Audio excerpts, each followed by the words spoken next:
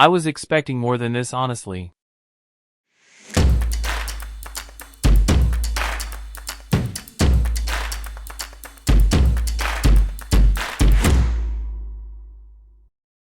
Hi guys, hope all of you are doing great. Your boy Al is here with Chain Soldier Episode 1 review and first impression, so let's get started. At first we see scenes depicting a village under attack by horned monsters, with a young white-haired girl seeking refuge beneath her deceased mother. The narrative shifts to a young boy observing a backpack and shoe on the street, declaring it as his story. Later, the older versions of the two children are shown fighting the monsters together. The girl asserts that this is her journey to becoming the Supreme Commander, while the boy declares it as his tale of becoming a hero. This part shows us that the world is being terrorized by some sort of monsters and humans are fighting a war against them for the sake of survival, a pretty typical plot, but if done right, can be interesting. We see a summit meeting, focusing on the current situation in the country of Mado. Subsequently, attention shifts to Yuki Wakura, now a grown boy, cleaning a school classroom with his friends. The group observes as girls, endowed with powers from something called Peaches, arrive. Yuki explains that only women can receive blessings from Peaches, making their lives more challenging. Yuki expresses frustration that the skills he learned from his older sister don't enhance his popularity with girls, despite acknowledging that he acquired those skills to simplify his own life. One of his friends starts discussing his sister in hushed tones but is promptly silenced by the other. So yeah, the world is dominated by females because only they can gain powers, and Yuki is a very average boy who wants to be a hero for whatever reason. Also, I'm guessing Yuki's big sister is some kind of big shot who probably went missing or something like that. Then we see later in the day, Yuki appears to be leading a job interview, passing a sign that reads "This month's Madam Mishaps."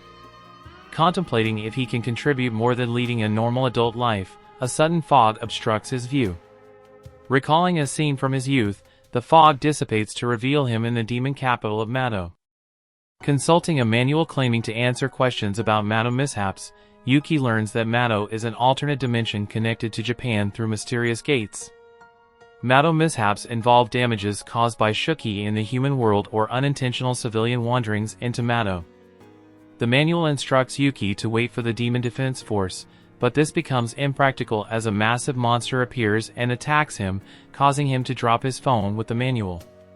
So it seems people entering the Mado by mistake is a common thing, otherwise they wouldn't have a whole manual for it. Also, I expected Yuki to panic a lot more, but he acted rather calmly. Moving on, we see that as the monster approaches, Yuki envisions his demise, but a white-haired girl, riding another monster, defends him. She calls him unlucky for being attacked and refers to the monsters as Shuki, swiftly attacking and disposing of each. The corpses of the monsters turn into blue flames after being killed. The woman introduces herself as Kuka Yuzan, the commander of the Demon Defense Force 7th Squad. Yuki expresses concern about an approaching Shuki, but Kuka seemingly subdues an unconscious one by placing her foot on it. She then instructs Yuki to join her on the monster to escape the other approaching Shuki. Kuka seems to be the type of character who has a very strong sense of justice and is very loud or outspoken. As for her character design, it's very clear where it came from, unless you have never watched or read Akame ga Kill. While escaping, Kuka's 7th Squad allies, Himari Azuma, Nei Okawamura, and Shushu Saruga, join and provide assistance. Kuka instructs them to widen their search area, prompting Nei to use her sensory power, revealing more approaching Shuki groups.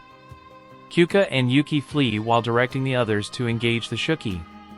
Himari transforms her arm into a minigun, Shushu becomes a giant, and Nei continues her sensory tasks. Yuki explains that the Demon Defense Force comprises combat specialist women, and Peaches, the sources of their powers, come from Mado.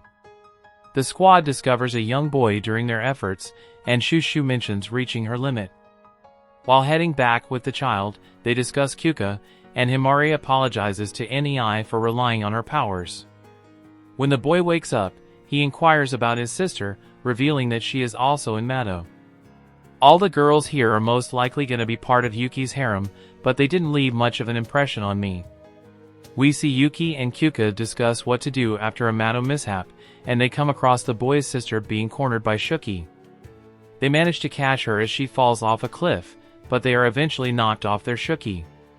Kuka employs a temporary defensive barrier move. Reflecting on her Peach's blessing, she recalls criticism for her seemingly weak ability. In the present, Kuka reaffirms her determination and contemplates testing her ability on Yuki.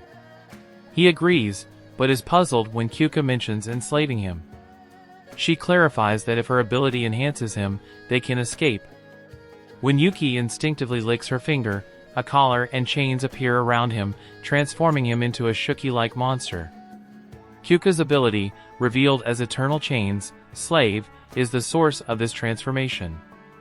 The whole slavery concept might make people mad, but it's just a fiction and it's most certainly not meant for everyone, because it's a very degenerate show. Next we see that in a powerful form, Yuki effortlessly battles and defeats the Shuki.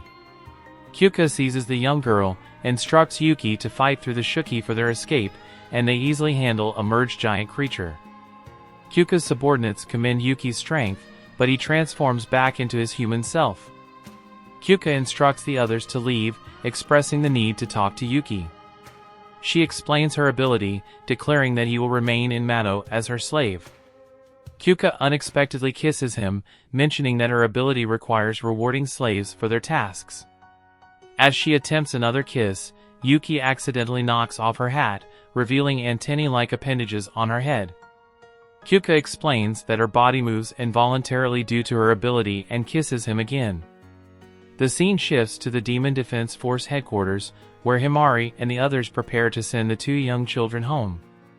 The rewarding aspect of Kuka's ability is very interesting, and as usual Yuki is a pervert like most harem protagonists, so this will lead us to some very cultured stuff.